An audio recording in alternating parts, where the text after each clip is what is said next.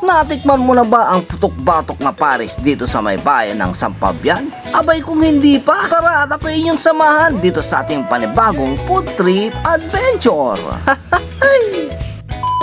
So yun na mga ka-adventure, andito na nga tayo sa may bahay ng Sampabian, Pangasinan dahil mayroon nga tayong nabalita ang masarap na parisan at dito lang sila makikita sa tabi ng Municipal Hall ng Sampabian dito sa may Only Pares. Syempre andito ulit si Lingmo at kasama ko nga pala dito si DN Kenji Vlog kay Mutlatan ay. At heto nga pala yung isang dila tayo rito, yung kanilang Paris-Paris na may bone marrow. Meron din silang toppings na bagnet at saka chicharon bulaklak. Pagdating nga natin dito mga ka-adventure ay kasalukuyan sila nag-pre-prepared ng kanilang mga pa-order. Sir, kumusta po yung Paris nila dito? Masarap po lang. Quality ba? Quality. Sir, taga saan pa kayo, sir? Kanda. Maldan. Yung, masarap po yung Paris? Ano po, masarap. Sulit. Sina mga ka-adventure, nag-order na rin tayo ng kanilang putok-patok na Paris dito. Ay tignan nyo naman mga ka-adventure, oh. Quality. Napakasarap nito mga ka-adventure. Sa balita ko, araw-araw ka dito. Kumusta yung Paris dito? Masarap? Ay, Ay, napakaangas mga ka-adventure. Tignan nyo naman. Sabaw pa lang, ulam na. Mainit-init pa. Hey, what's up mga ka-adventure? Andito nga tayo sa may bayan ng Sampabian, Pangasinan. Nandito nga tayo at napadayo dahil mayroon tayong nabalitaan na masarap na Paris-Paris dito sa may Only Pares. Kaya naman tikman na natin kung quality yung kanilang mga Paris dito.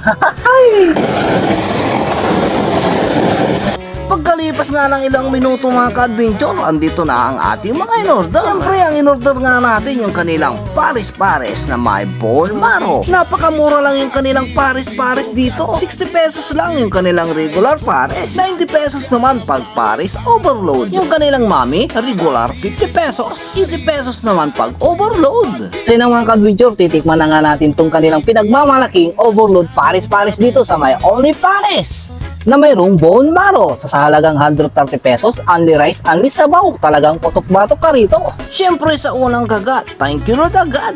Bukod sa napakasarap ng kanilang Paris, napakasarap din yung kanilang kanin. At siyempre, titikman na rin natin itong kanilang bone marrow.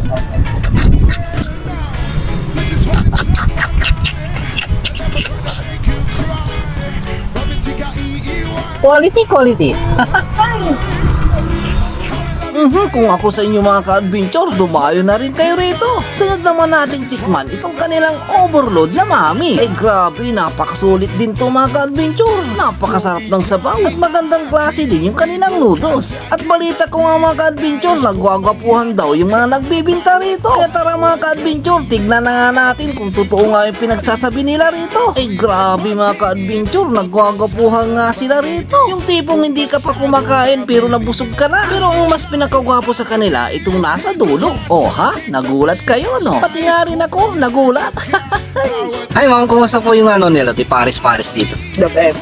Paris. Sa dami ng Paris na nakita ko, yung the best. Quality ba? Yeah, quality talaga. 89 pesos. Panalong-panalo. Dito- Diwata. Manda ka na. Ito na yung pantakat sa'yo. Dito lang yung matatagpuan sa... San Fabian, guys! San Fabian! Anong pangalan? Only Paris here in San Fabian.